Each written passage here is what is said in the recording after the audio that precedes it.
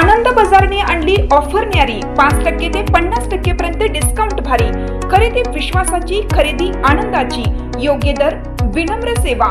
पलूसच्या आनंद बाजारची सर्व कार्यक्रमांसाठी होलसेल दर, प्रशस्त पार्किंग आणि भन्नाट ऑफर्स। स्वच्छ निवडक दर्जेदार किराणा, कॉस्मेटिक्स, होजेरी, फुटवेअर आणि सर्व काही एकाच छताखाली। आनंद बाजार, SBI बँकेसमोर Palus. Proprietor Swapnil Anil Kadam. Mobile number 95 79 87 93 39।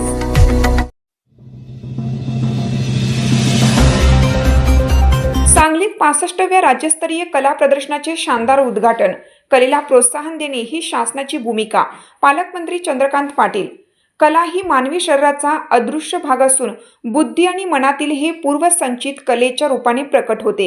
या उपजत कलेला प्रोत्साहन देण्याची राज्य शासनाची सदैव भूमिका राहिली आहे, असे प्रतिपादन उच्च व तंत्र शिक्षण मंत्री तथा जिल्ह्याचे पालकमंत्री चंद्रकांत पाटील यांनी केलं।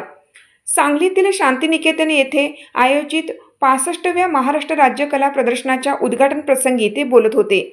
यावेळी ज्येष्ठ कलावंत GS माजगावकर यांचा त्यांच्या प्रदीर्घ कलात्मक योगदानाबद्दल विशेष सन्मान करण्यात आला। या सोहळ्याला खासदार विशाल पाटील, महापौर धीरज सूर्यवंशी, जिल्हा परिषद मुख्य कार्यकारी अधिकारी विशाल नरवाडे यांच्यासह अनेक मान्यवर उपस्थित होते।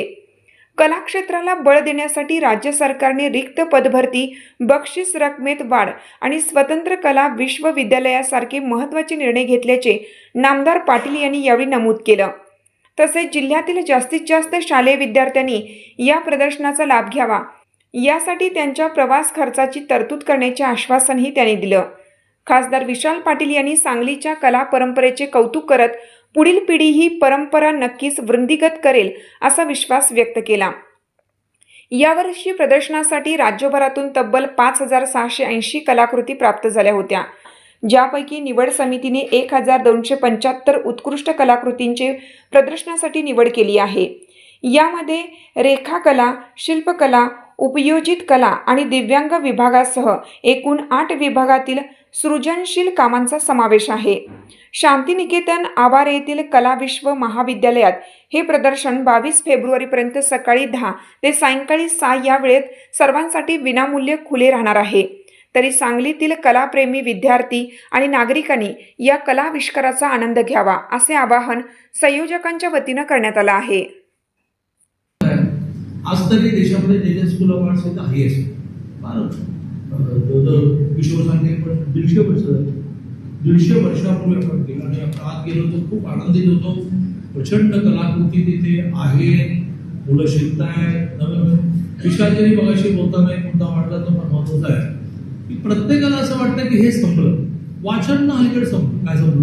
पुण्यामध्ये आम्ही बुक पेज करतो, यावर्षी 100 कोटीची पुस्तकं लिहिली, 1000 स्टॉल्स तिथे होते, 15 लाख लोकांनी भेटले, 5 लाख कॉलेज विद्यार्थी शाळेत। काय समजलं?